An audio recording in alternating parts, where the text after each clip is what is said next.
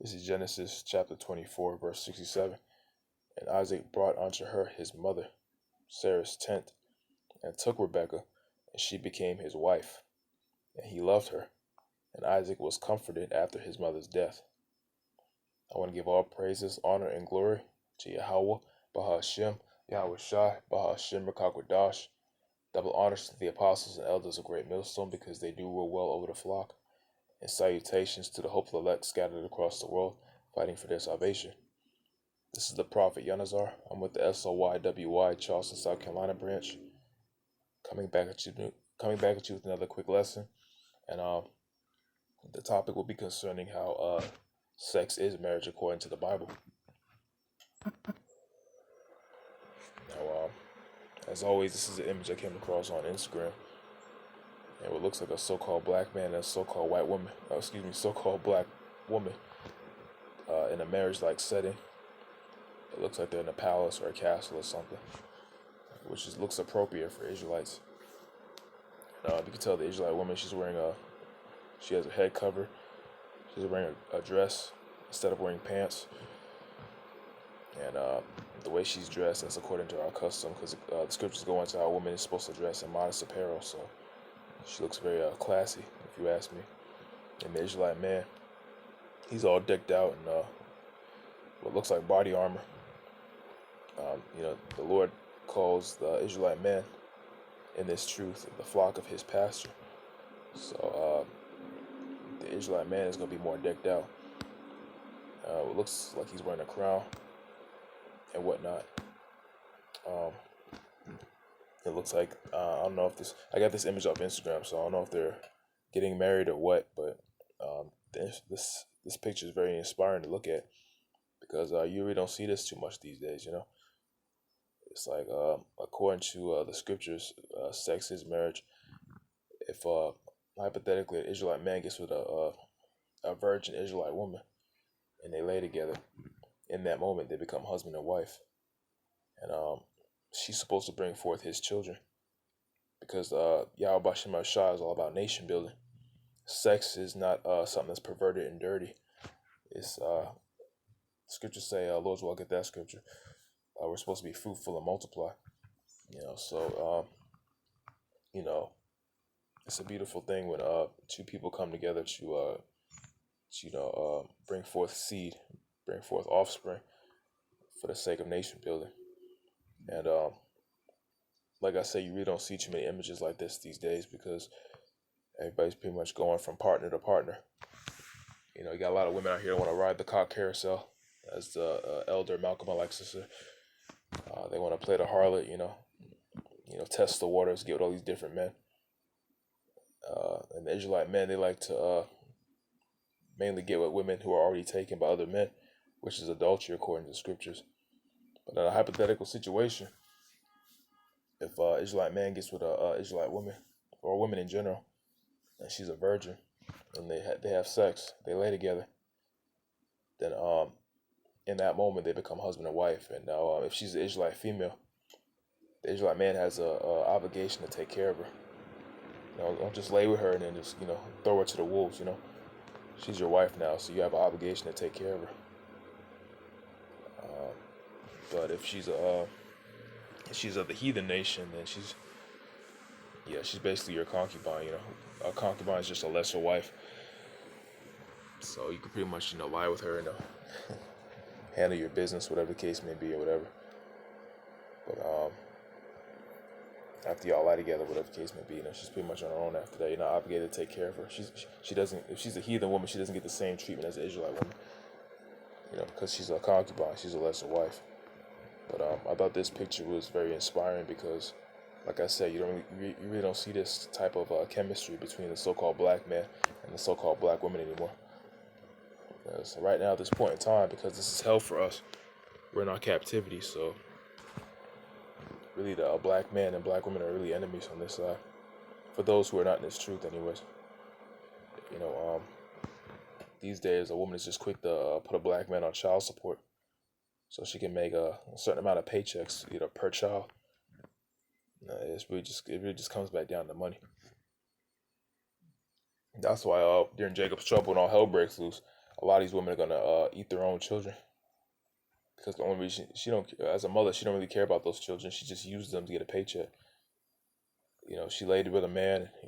She got pregnant and had all these babies. Now she can put him on child support and get all these checks from the government every month. And that's really the mindset of a lot of these females today. And it's really sad if you think about it. But all those are a part of the curses that we're currently up under. But I thought this image was very inspiring to look at because, like I said, you don't see this too much anymore. And the Bible calls us a royal nation of people, so I like photos like this. It looks very classy to me. They look royalty. It's actually in our law that we be fruitful and multiply. Let me go get that real quick. That's the same scripture I grabbed earlier. I'll do it like this. Okay, this is in the book of Genesis. This is part of our law. This is Genesis chapter 1, verse 22, and it says, "And Yahweh Bashemah shall bless them, saying, Be fruitful and multiply, and fill the waters in the seas, and let fowl multiply in the air." Now, when the Lord said, "Be fruitful and multiply," He's really talking about the Israelite man. Because when a woman lays down with a man, she takes on his seed. She brings forth his lineage. So when the Lord said, "Be fruitful and multiply," He's talking about the Israelite man. Whatever woman the Israelite man lays with, will bring forth more Israelites. It could be a Moabite, a so-called Chinese woman, an Ammonite, a so-called Japanese woman, an Edomite, a so-called white woman. His offspring are still going to be Israelites because he's an Israelite. And the children are what the father is. Let me go and get that scripture real quick, since I quoted it. That is in the book of Numbers 1:18, I believe.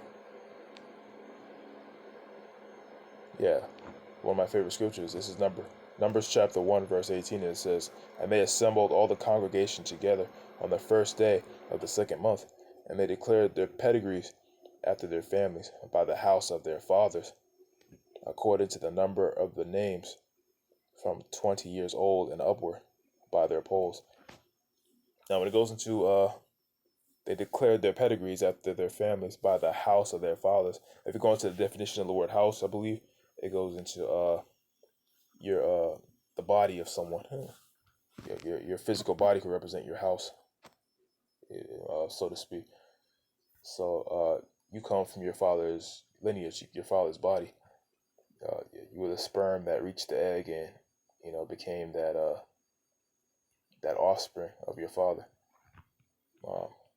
The thing about this society is they're heavy into women worship, so everybody wants to put a woman on a pedestal and say that, oh, we're all alive, we exist because of our mothers.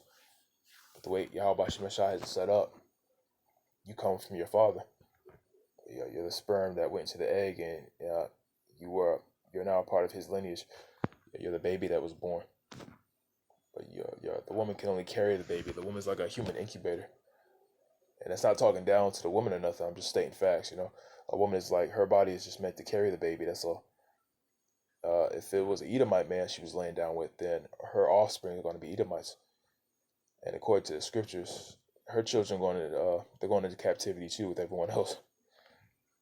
So I believe it's actually a sin for the Israelite woman to lie down with a Edomite male and bring forth his offspring, because you're just bringing more Edomites to the planet. You're bringing more of our enemies to the planet to oppress us. But right now, the so-called black woman, Eve, she don't think she needs a so-called black man, and she helps the Edomite man right now oppress the black man. That's why the majority of these jobs, majority of these places you go to, it's always a white man, a white woman, and a black woman in these office settings. You're sitting in the office all day behind a computer, sending emails and text messages, and you got the AC on in the background. But they got the black man outside in the heat, the sleet, the snow, doing the jobs that nobody wants but got to get done. This kingdom is really set up to oppress the so-called black man. And you know that the Lord is allowing it because, as black men, so-called black men, we sin against our power. So right now, this is why everybody is ruling and reigning over us right now. But I'll go and get that scripture real quick too, and I want to close out. Another one of my favorites.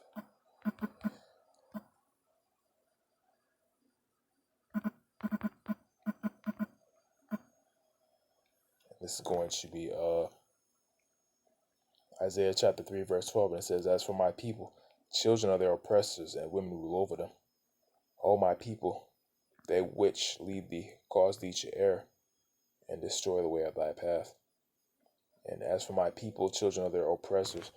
Going into how actual children oppress us, because it's like if a man puts hands on his children, then who's to say the child can call the cops if they want you and say they're being abused, and then the man goes to jail behind what the child tells the police. A man should have the right to discipline his children and discipline his wife if he wants to, but because we're so oppressed here, you actually get in trouble for enforcing the rules in your own household. So the children oppress us, and the women oppress us too because of the high office positions and things like that they get over Jake in the society. Esau set up that way. And also, that's twofold. When it says children are their oppressors, really, if you look at Esau and the way he conducts his rulership, he's like a big kid. Your age don't mean you're mature. So he's like a big child. The way he governs the planet, which is fine. I mean, the Lord set it up that way. I mean, that's why he's losing his kingdom now, because the judgment calls he makes are very childish. He's very oppressive when it comes to our people. But his ultimate goal is to destroy the so-called black man. It's really the rulership of Yahweh Shem Shai versus the rulership of Esau. And Yahweh Shai is about to come back and establish his rule and his reign upon the earth. And this is what we look forward to as Israelite men. Because I speak as a man, but the so-called black man in this captivity, we catch the worst hell. We don't even have the same privileges as Eve does in this captivity. It's a lot easier for a so-called black woman to get child support and get Section 8 housing. Pay $20 a month for a $1,000 bedroom apartment. Things like that. Yeah, they have more privileges than the so-called black man does, and the system was set up that way on purpose. But it's all good though, because the way Esau,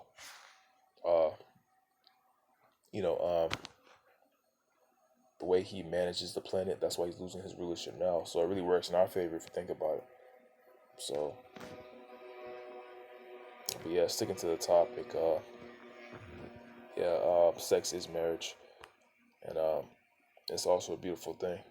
Even though in this captivity, sex is very perverted, but it's how we're fruitful and we multiply and bring forth seed, and continue the next generations. And it's a very beautiful thing. But yeah, that was pretty much the lesson I have for the time being. Lord's will, I'll come back with another one. And Lord's will, this lesson was edifying.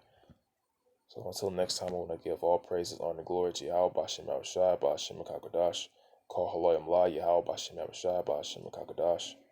Until next time, Shalom.